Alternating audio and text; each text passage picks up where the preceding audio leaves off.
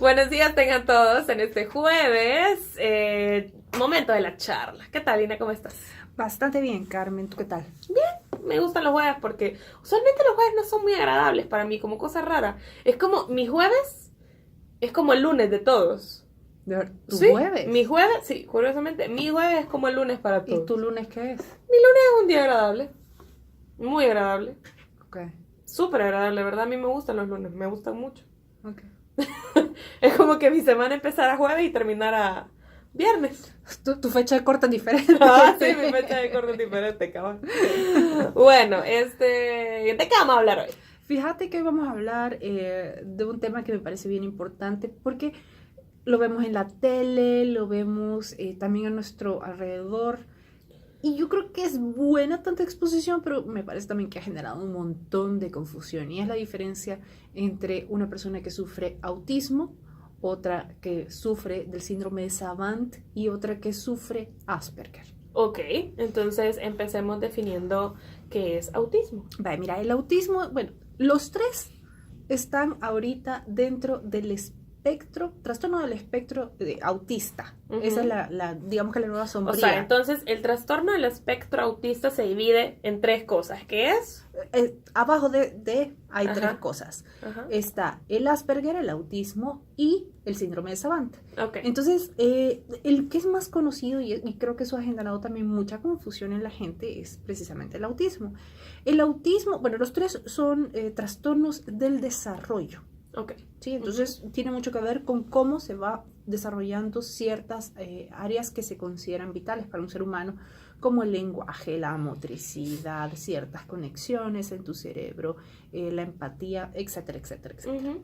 Entonces, por ejemplo, en el autismo, una de las diferencias sustanciales es la edad a la que es diagnosticada. Usualmente se diagnostica antes de los 3 años. Es cuando empiezan a ver Sí. ciertas Ujú. cosas que los papás le llaman la atención y eso los lleva a consultar a un especialista. En cambio, por ejemplo, el Asperger, no, el Asperger más o menos entre los 7 y 8 años. ¿Por qué? Porque el autismo sí genera muchas diferencias y sobre todo genera un problema en cuanto al habla. El habla ya no se desarrolla dentro de los rangos de edades que se espera. Ujú.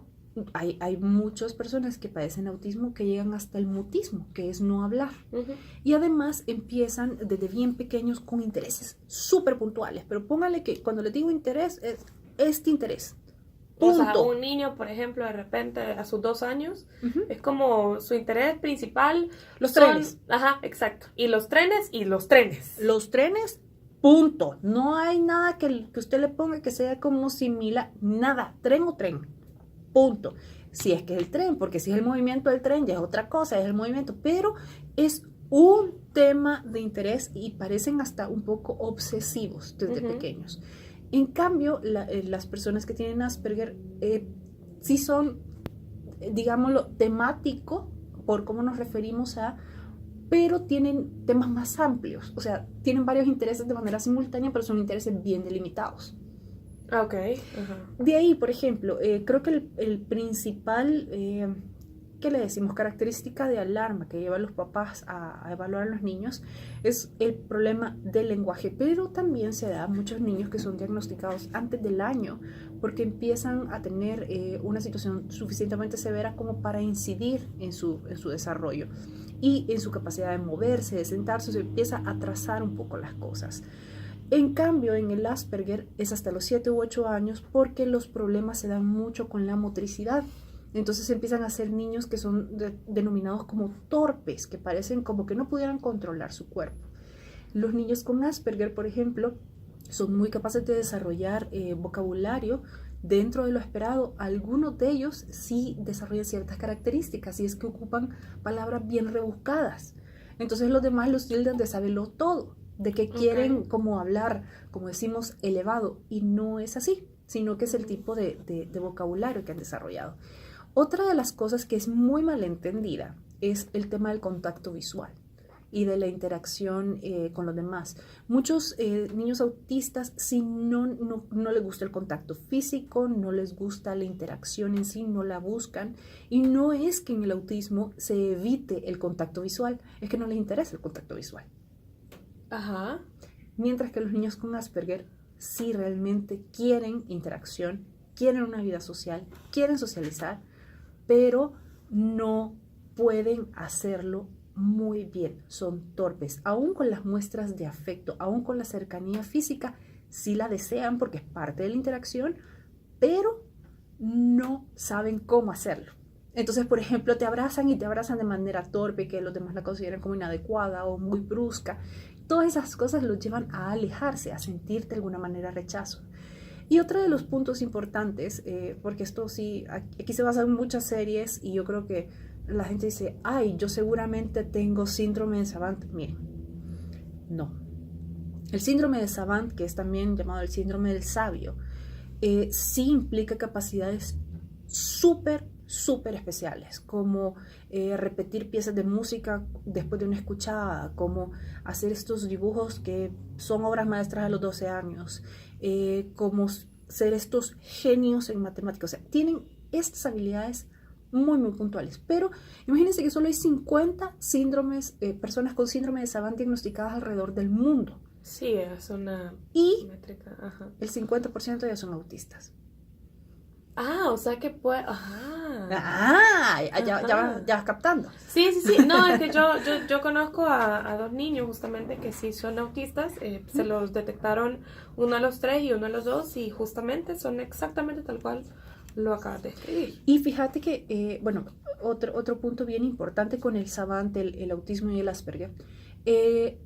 Usualmente las personas que tienen Savant tienen un problema serio en su capacidad de lógica, en su capacidad de abstracción, en cosas bien puntuales. O sea, son súper buenos para esto, pero dan problema para todo lo demás. Y se suele presentar cuando no ha sido un diagnóstico de autismo en personas que han tenido un accidente y una lesión que se suele ubicar en el hemisferio izquierdo de tu cerebro.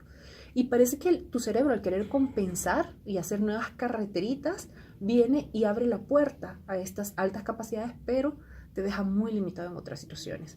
Por ejemplo, también el autismo tiene mayor frecuencia personas que tengan una discapacidad intelectual, o sea, que su coeficiente intelectual sea menor al promedio, y en el Asperger es menos frecuente, por ejemplo. Okay. Uh-huh. Entonces, esas son las situaciones básicas, y te digo porque a veces no entendemos y yo creo que estos términos se están utilizando muy mal.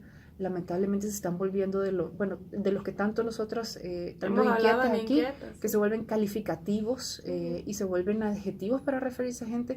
Y miren, es súper irrespetuoso porque son personas que no solo ellos, sino que su familia la pasan muy mal, tienen muchísimos retos que vencer en un país como el nuestro que a veces los recursos son bien limitados en estas áreas. Entonces ahora ya saben, para hablar con un poquito más de respeto y de propiedad, o también saber cuándo quedarse en silencio mejor. Sí, si no saben, mejor no opinen. Exacto. Es bien fácil. Así es fácil. Es bien fácil. Gracias, Dina. Bueno, también si tienen algún familiar o algún amigo que pase por esto, también pueden ir a terapia. Claro, fíjate que esa es una de las cosas importantes. Realmente el pronóstico de los 3 trastornos varía muchísimo, depende de la red de apoyo con la que se cuente. Y esto quiere decir, por ejemplo, que los papás reciban adiestramiento de cómo abordar ciertas situaciones, que sepan cómo encaminar, por ejemplo, el control de emociones, la expresión de emociones, ciertas conductas que se presentan en cada uno de estos. Eso hace un diferencial enorme en cuanto al pronóstico. Perfecto. Gracias, Dina. Le pueden escribir a cualquiera de sus redes para, evidentemente, pedir un poquito más de información y saber más o menos qué onda con cualquiera de estas 3, ¿verdad? Claro. Así que gracias. Nos escuchamos el otro jueves. Hasta la próxima.